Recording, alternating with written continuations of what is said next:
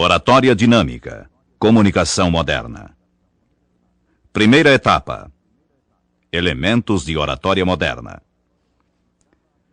Cada atividade desempenhada pelo homem, em qualquer setor de sua vida, desenvolve-se de maneira mais ampla ou acanhada, mais correta ou incompleta, na medida que ele possua maior ou menor facilidade de expressão. Isso ocorre desde o humilde operário ao mais categorizado diretor de empresa. Expressar-se bem é tão importante que, segundo George Bert, um ignorante que sabe expressar-se bem é mais ladino que um inteligente cuja expressão oral é defeituosa. É comum termos uma pessoa em autoconceito e sofrer uma decepção quando a ouvimos falar. O homem que não é capaz de fazer um pronunciamento com clareza, por qualquer que seja a razão, permite que sua personalidade se torne nevoada, sombria e confusa, acabando por perder todo o brilho. A nobre arte da oratória é tão importante que Dale Carnegie diz em seu livro Como Falar em Público: na condição de adultos, estamos interessados em uma maneira fácil e rápida de falar e impressionar. A única forma de obter resultados rapidamente é assumindo a atitude correta para atingir o nosso objetivo e firmando um sólido cabedal de princípios sobre os quais basear aquela atitude. Diz ele ainda que falar positivamente é mais do que dizer algumas palavras para um auditório. É a expressão reveladora de uma personalidade humana. Em seu livro Falar em Público, o advogado Dr. João de Oliveira Filho comenta objetivamente: você pode ser a mais tímida das pessoas. Você pode praticar a mais louvável modéstia. Você pode ter noção perfeita de suas limitações. No entanto, quando menos espera, circunstâncias inarredáveis acabam por colocá-lo diante de um grupo de pessoas às quais tem de dirigir a palavra. A terra lhe foge aos pés. A cabeça roda, as mãos ficam transpirando, um rubor lhe sobe ao rosto, mas não há escapatória. Você precisa falar, vai falar e começa de qualquer jeito, trêmulo e gaguejando. Mas há também o quadro diametralmente oposto. Você é de uma audácia sem limites, tem exagerada confiança em si mesmo e sabe até que ponto sua presença de espírito e seu raciocínio rápido podem safá-lo de qualquer problema ou armadilha. E então, não espera que as circunstâncias o coloquem em foco. A palavra pode não lhe ser oferecida, mas você acaba por pedi-la ou tomá-la.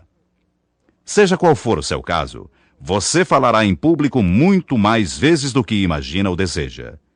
Em festas familiares, em cerimônias solenes, em comícios, na retribuição de homenagens ou prestando-as a alguém que as mereça, no seu clube ou no seu sindicato, expondo um plano ou defendendo uma tese. Mais cedo ou mais tarde, você terá que falar em público.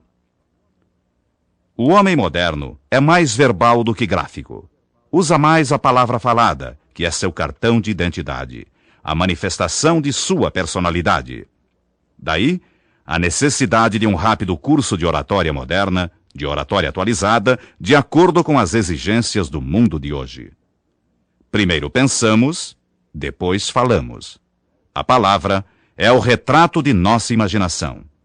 Por essa razão, é importante falarmos bem. Em suma, tudo o que as pessoas desejam é ter coragem suficiente para se porem de pé e falar alto, claro e sem gaguejar. Assim, este programa se propõe levar até você a maneira fácil de prender a atenção de um auditório e de vencer sua inibição natural. Você terá ainda, ao final de cada etapa, exercícios a serem praticados para um melhor aproveitamento deste curso. A palavra falada. De fato, o bom orador, o bom comunicador, deve falar com o auditório e não falar ao auditório. Seu interesse pelos que o ouvem é a causa do sucesso na comunicação. Há oradores que falam para dentro, não tomando conhecimento do auditório. Há outros que falam para si mesmos, como que encantados com a própria voz. São os que não têm noção do tempo do discurso, porque não se dirigem aos ouvintes. Lembre-se, concentrar a atenção naquilo que para você significa falar bem é demonstração de liderança. Viva melhor, sabendo falar melhor. Contudo, Dar um recado coerente a um auditório repleto não é tarefa fácil. O dicionarista inglês Daniel Webster afirma que preferia aparecer em público seminu a apresentar-se semi-preparado para falar. Lincoln dizia que jamais seria suficientemente velho para falar com desembaraço quando não tivesse nada para dizer. Foucault afirmava que um mau discurso é como uma carta de amor, onde o imitante não sabe o que dizer no início e termina sem saber o que disse. Nesta etapa de elementos de oratória moderna, especificamente neste capítulo sobre a palavra falada, é importante que você tenha uma visão panorâmica sobre o assunto falar em público. Você deve saber como é gratificante a sensação de pôr-se de pé e arrebatar a atenção de todo um auditório. Veja-se começando a falar. A plateia ficando calada, os olhos grudados em você, a atenção presa às suas palavras. Ninguém pisca. Todos procuram beber o que você diz. Ao findar, goze o prazer dos aplausos e das congratulações. Lembre-se, um auditório pode aplaudir até mesmo um orador medíocre, mas mesmo o orador medíocre sabe distinguir entre algumas palmas xoxas batidas em ritmo compassado, como que em tom de caçoada, de um aplauso vigoroso propiciado por uma plateia inflamada, em pé, aos gritos de bravo. Este aplauso é a maior paga que um orador pode ter. Todavia, para se chegar a isso, é preciso alguma inspiração e muita transpiração. Para sua alegria, porém, saiba que não existe nada na arte da oratória que qualquer pessoa não possa aprender. Saiba ainda que falar em público é a estrada que leva diretamente à autoconfiança. Durante a vida toda, falamos com espontaneidade. Ao conversar com um amigo, com a esposa, com os filhos, sobre futebol, política, problemas domésticos ou qualquer outro assunto, você usa gesticulação, inflexão e tom de voz espontâneos. Você não tenta engrossar a voz ou usar uma inflexão forçada ao contar numa roda de amigos como conseguiu tirar da água aquele peixe de 15 quilos. Para narrar esse feito, você simplesmente tem uma ideia do fato, de como o fato ocorreu. Depois, vai ordenando isso em palavras, pintando em cores mais vivas e dando mais detalhes de acordo com o momento, a circunstância, sua disposição ou a plateia que tem. Ora, se você viveu o fato, as ideias sobre esse fato são claras e nítidas na mente. E se as ideias forem claras, as palavras virão naturalmente, fluindo suaves e serenas como o deslizar das águas de um regato. Não esqueça que é importante ter na mente a cena que vai narrar. Depois, é só ir contando o que vê na imaginação. Por essa razão, não decore o discurso. Tome notas, coloque-as de forma ordenada sobre a mesa e utilize-as conforme for precisando. Isso não é feio e irá ajudá-lo muito. Outra coisa fundamental é demonstrar interesse naquilo que se vai dizer. A cena mostrada numa tela é menos importante para um conhecedor do que o estilo usado pelo artista para pintar o quadro e a técnica da matização. Há pessoas que têm o dom de tornar uma passagem de livro, filme ou da vida real muito mais excitante quando contada do que ao ser vista, lida ou vivida. Por outro lado, há outras que são capazes de tornar abominável uma cena lírica escrita por um mestre pela forma imprecisa ou prolixa de descrever o fato. Os detalhes são importantes quando cabíveis e precisos. Ao entrar em um detalhe, cuide para que ele seja elemento de esclarecimento, não de maior confusão. O detalhe pode ser expresso em poucas palavras ou em várias laudas, dependendo da necessidade que se tenha de discorrer sobre o assunto. Victor Hugo, em seu romance Os Miseráveis, utiliza muitas páginas só para descrever os esgotos de Paris. Isso era necessário, uma vez que grande parte da trama se desenrola nesse local. Por outro lado, em seu livro A Hora Antes do Amanhecer, Somerset Maugham descreve um homem alto e muito magro dizendo que ele parecia um avental pendurado no cabide. Talvez você seja aquele tipo de pessoa que sente um frio correr pela espinha cada vez que precisa falar em público. Ninguém aprende a nadar sem entrar na água. Não se faz uma omelete sem quebrar os ovos. Por isso, fale em público. Aproveite todas as oportunidades e fale em público.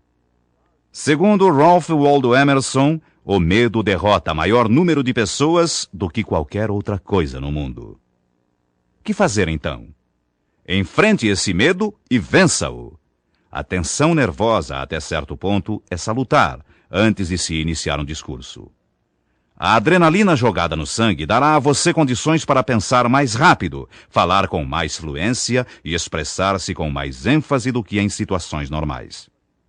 Decálogo do discurso moderno. São 10 as recomendações que podem ser observadas através do curso que você está iniciando. 1. O discurso moderno deve ser cronometrado. Uma folha datilografada com espaço duplo ou um datiloscrito exige 3 minutos para sua leitura. 2.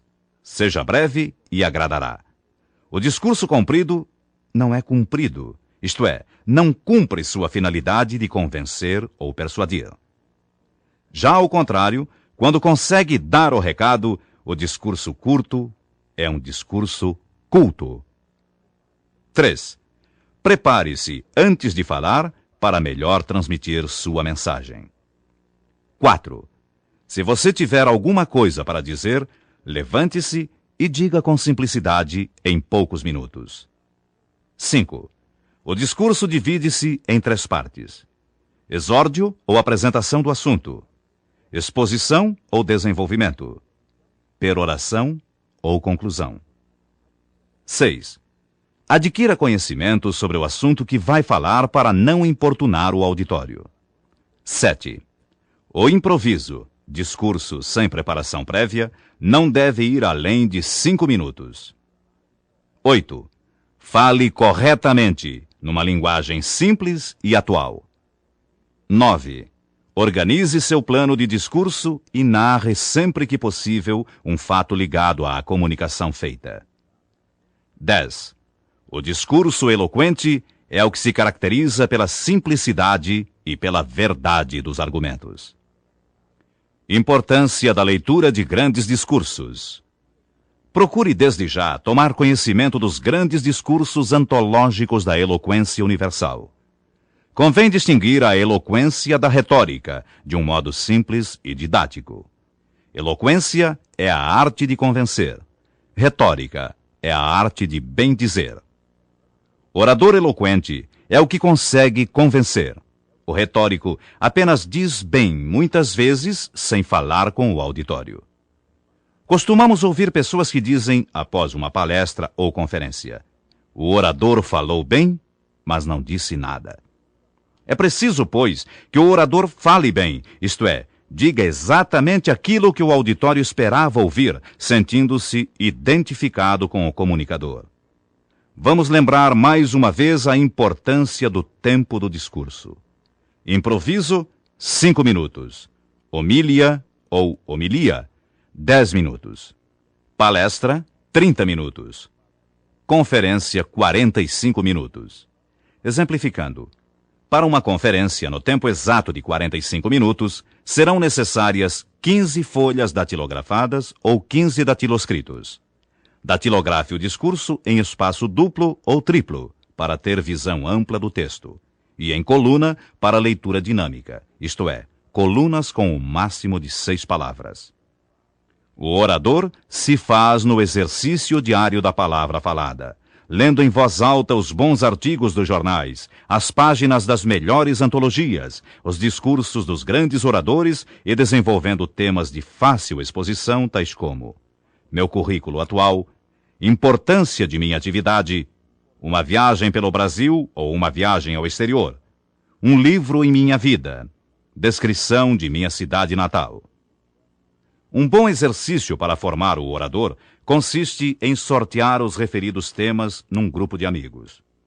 Nunca improvise um discurso imediatamente sem pensar no que vai expor. Solicite sempre um momento para uma pequena meditação, lembrando-se da divisão clássica do discurso: exórdio ou apresentação do assunto, exposição ou desenvolvimento, peroração ou conclusão em linguagem mais elevada, mais vibrante. Daí o sábio pensamento da filosofia latina. Finis coronat opus. O fim coroa a obra. Encerramos esta etapa com um dos rápidos sermões do padre Saboia de Medeiros, que sempre fazia questão de dizer que subia ao púlpito para falar 5 minutos apenas. Leia-o em voz alta e cronometre. Veja ainda que nele se nota claramente a divisão exórdio, exposição, peroração. Desejos. Quão importante é desejar! Poucos refletem neste fato, mas a verdade é que nunca se fez nada de bom na terra sem que isto fosse precedido de um desejo. O homem que nada deseja é realmente um traste. Se algum ideal não desperta o desejo, então o que vai despertar são as brutalidades que o apetite encontra pelos caminhos. E os caminhos estão nos negócios como nas modas, nos trens como nos iates, nas ruas como nas praias.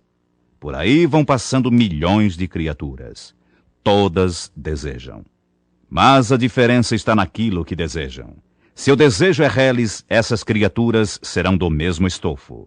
Se o desejo é alto, faz do gago Demóstenes o maior orador da Grécia, do pobrezinho o rei, do menino sem pai o sábio e do pecador o santo.